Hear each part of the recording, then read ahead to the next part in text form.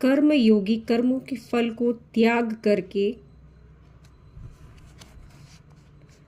परम शांति और ईश्वर को प्राप्त करता है, जबकि कामना की प्रेरणा करने वाला कामना की प्रेरणा से काम करने वाला फल में आसक्त होकर बंधा रहता है। जो निष्काम कर्म नहीं करता वह अपने किए गए कर्म के फल की इच्छा से बंधा रह जाता है। सर्वकर्माणि मनसा सन्न्यस्यास्ते सुखम वशी नवद्वारे पुरे देहि नैव कुर्वन् कारयन्। मन जिसके वश में है ऐसा व्यक्ति सब कामनाओं को त्याग कर नवद्वारों वाले शरीर रूप घर में रहते हुए भी अपनी आत्मा को परमात्मा के स्वरूप में स्थित रखता है। कैसे स्थित रहती है उसकी आत्मा परमात्मा के स्वरूप में? जिसके मन वश में रहते हैं, मतलब मन के वश में वह जीव नहीं, जीव के वश में उसका मन है। तो ऐसा व्यक्ति सब कामनाओं को त्याग कर अब कोई इच्छा बाकी नहीं, क्योंकि उसने स्वयं को देख लिया, परमात्मा में स्थित हो गया। तो कामना तो अपने आप ही समाप्त हो जाती है, क्योंकि अब आप मन से पृथक हो गए। और जब मन से आप पृथक हुए, क्योंकि इच्छाएं सारी मन के भीतर होती है, सुख की चाह मन और बुद्धि को ही होती है, तो आप इन सब से जो प्रकृति के अंग हैं, मन बुद्धि चित्त अहंकार इंद्रियां, ये सब इनसे दूर हो गए। आपने स्वयं को दूर कर दिया। यद्यपि आप उसी में स्थित हैं देह में, लेकिन फिर भी आपने जानकर स्वयं को इन सब से पृथक कर लिया। तो अब क्या होगा कि नव द्वारों वाले शरीर रूप घर में रहते हुए भी अपनी आत्मा को परमात्मा के स्वरूप में स्थित रखता है। कैसे रखता है? नवद्वार अर्थात 2 आंखें, 2 नाक के नथुने, 2 कान, मुख और लिंग द्वार और गुदा द्वार। तो ये 9 द्वार हैं। जब तक व्यक्ति स्वयं को नहीं जानता, स्वयं का साक्षात्कार नहीं करता, तो ये याद रखिए कि उसके प्राण इन 9 द्वारों से ही निकलेंगे, जो कि प्रकृति के द्वारा खोले गए हैं। जिसकी जिस इंद्रिय में आसक्ति होगी उसी द्वार से वह गमन करेगा। अंतिम काल में जब देह त्याग करनी होती है तो व्यक्ति निष्काम नहीं रहता, इसीलिए कामनावश जिस इंद्रिय का भोग वह ज्यादा करता है उसी इंद्रिय से उसके प्राण निकलते हैं। यह यथार्थ है।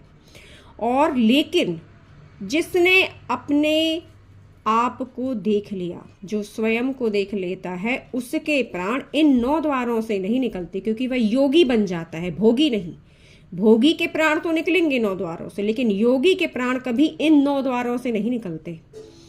वह मुक्ति की ओर बढ़ता है, क्योंकि स्वयं में स्थित है, इसलिए वह ब्रह्मरंध्र से जाता है।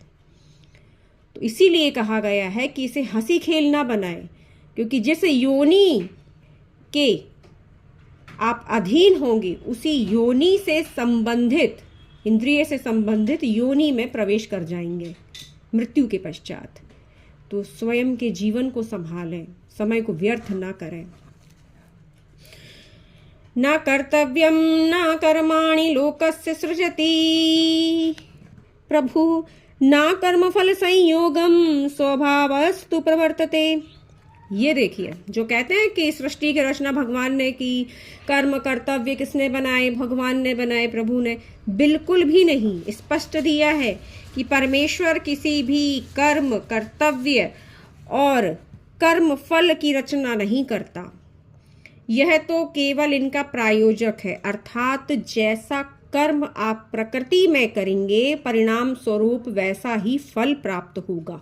ये आपके अधीन है, क्योंकि इंद्रियां आपको मिली, मन बुद्धि चित्त अहंकार आपको मिले, सोचने समझने सोच विचार जो भी आप है, शक्ति आपके पास है। अब कार्य आप कर रहे हैं, तो प्रभु बीच में कहाँ से आ जाते हैं? प्रभु को बीच में मत लाइए। अपने किए हुए कर्मों का परिणाम स्वयं पर, जो कहते ना कि मैंने किया इसका जिम्मेदार मैं हूं, तो बिल्कुल वही जिम्मेदारी लेनी ही होगी।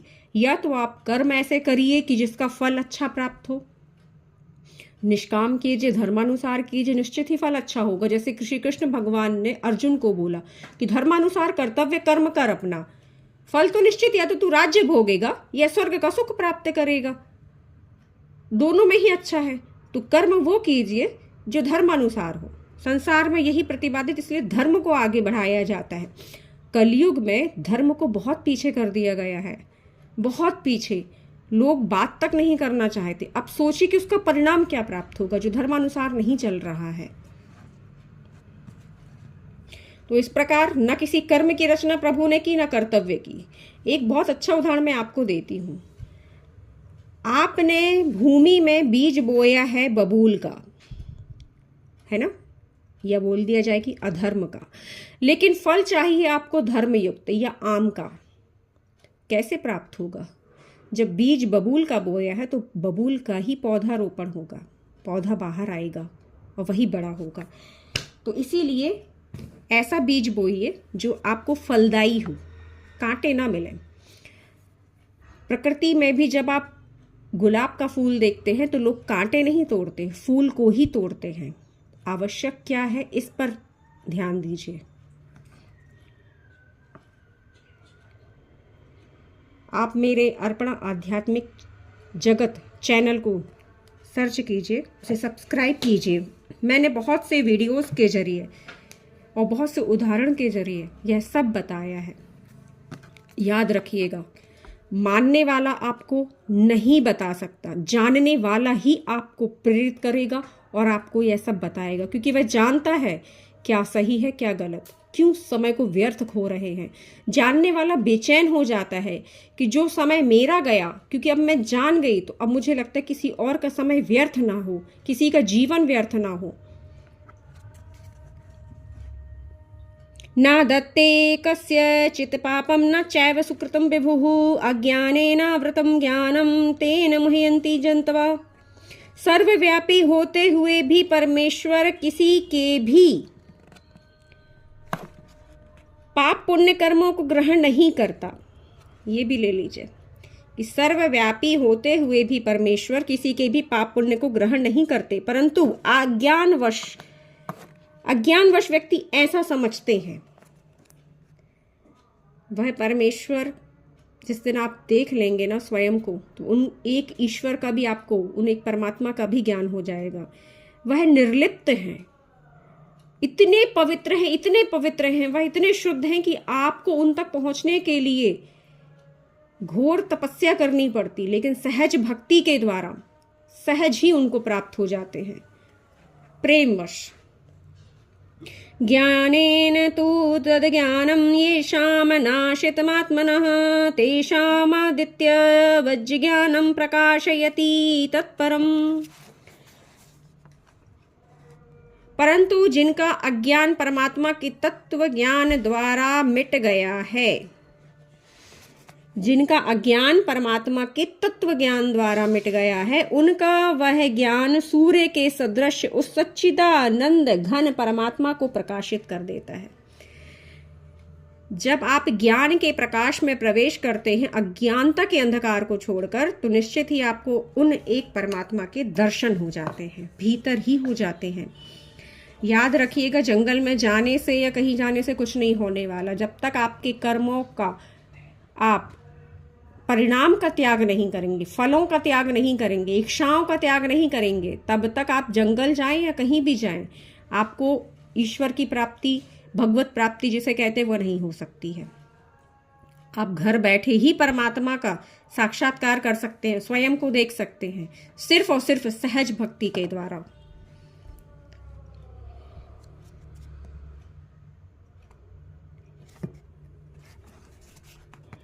तद्बुद्ध्यस्तदात्मानस्तन्निष्ठास्तत्परायणाः गच्छन्त्युपनरावृत्तिं ज्ञाननिर्धूते कल्मषा। जिसकी मन बुद्धि और आत्मा द्वारा परमात्मा में अटल रहता है, ऐसे ज्ञानी ही पाप से रहित होकर परम गति को प्राप्त होते हैं। जिसकी मन बुद्धि और आत्मा द्वारा परमात्मा में अटल रहता है, अटल हो जाए, अर्थात प्रति श्वास प्रति क्षण विस्मरण नहीं, स्मरण है उस एक परमात्मा का। क्योंकि जब तक आप उन्हें देखेंगे नहीं, स्वयं को नहीं देखेंगे, तब तक वो स्मरण बना नहीं रहेगा। पहले तो आपको प्रयास ही करना होगा उस एक ईश्वर का स्मरण में रखने का, और फिर उसके बाद जब आप देख लेंगे तो वह तो ना चाहते हुए भी आपके स्मरण में ही रहेंगे। विद्या विनय संपन्ने ब्राह्मणे गाविहस्तनी सुनिश्चय स्वपाके च पंडिता समदर्शिनः। वे ज्ञानी जन, किसे ज्ञानी जन कहा है? जो परमात्मा को जानता है तत्व से, जिसने देख लिया है स्वयं को भी।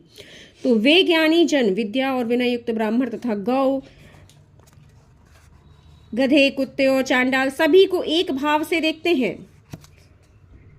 वे वास्तव में परम ज्ञानी हैं। एक भाव से देखने का अर्थ है कि आप उसकी प्रकृति के अनुसार उसे नहीं देख रहे हैं, उसके भीतर जो एक तत्व विराजमान है उसके अनुसार आप उसे देख रहे हैं। ये ज्ञानी कहलाते हैं, परम ज्ञानी। क्यों कहते हैं? हमारे यहाँ सभी के आगे झुकते हैं भारत देश में, क्योंकि सभी के भीतर ईश्वर का वास है। वह एक ईश्वर जो सबको प्रतिक्षण प्रतिपल देख रहा है।